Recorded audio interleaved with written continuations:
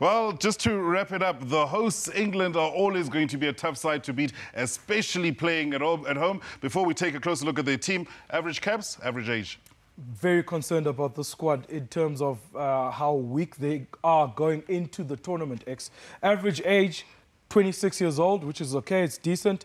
Average caps, though, is 24, so they're seriously lacking. It's almost half of what the Springboks have, isn't it? Well, Springboks won 42, 48 with the All Blacks, 24 these guys, so half of the experience of what the All Black squad is. And it just strikes to me as a very unsettled team. You don't know who's going to start when. Yes, they've got the quality up front, like Dan Cole, Joe Marler. We know these guys, but they've also had to leave out a couple of guys because of disciplinary issues, like Dylan Hartley. Yeah, Dylan Hartley, I mean, if he's not eye gouging or swearing at the ref or punching someone in the face, he's doing something else, which I'm not sure of. So Lancaster's decided not to go with him. And another thing that we must make mention here, they don't have a genuine open side flanker. Now, Chris Robshaw is the captain and is also the open side flanker, but they don't have a genuine fetcher, is what I was trying to say.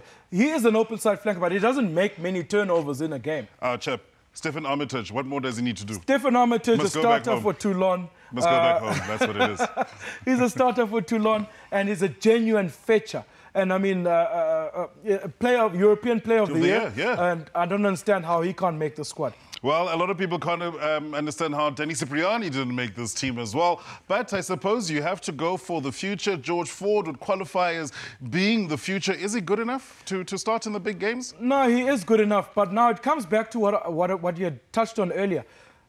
Lancaster isn't sure what his starting lineup is. So he's been mixing and matching for the course of 4 years now with the side. So who's going to start between Farrell and Ford? Those are the questions we need to ask. I really like Johnny May and Watson on the wingers. They look good, and in tandem, they're superb. Mike Brown at fullback, snuck in Cipriani's place, probably because he's versatile and can play fullback and 10 as well.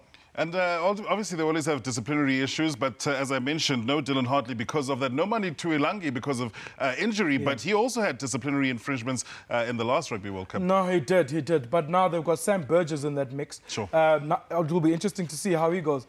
This is his first season of rugby union. He's a rugby league legend. He gave Sonny Bill Williams a tough time in league. So it'll be interesting how he goes.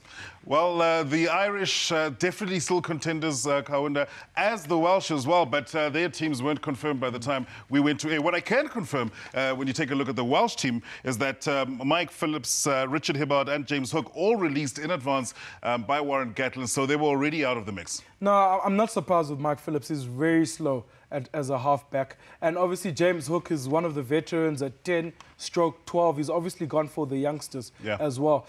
Paul O'Connell, we can be sure his name will be called out as the captain of the Irish side. And what I like about Ireland is that this year they've beaten England, they've beaten France. Last year they beat South Africa, they beat Australia. The year before they took New Zealand in their best year ever, right until the final kick from Cruden. So they're going in with a lot of momentum to this World Cup, even though they lost out to Wales recently. And they'll be going in with a big number of fans as well. So don't forget, it's the 18th of next month, of September rather, that the World Cup will get going. The Springboks will get going on the 19th with their first pool match against Japan at Brighton Stadium. Kaunda, it's going to be a tough one, but we're looking forward to it. It's going to be an awesome tournament, Thank you. It's going to be a fantastic tournament. It's going to have everything, drama, comedy, even sangomas. Join us for TnT next week. Cheers.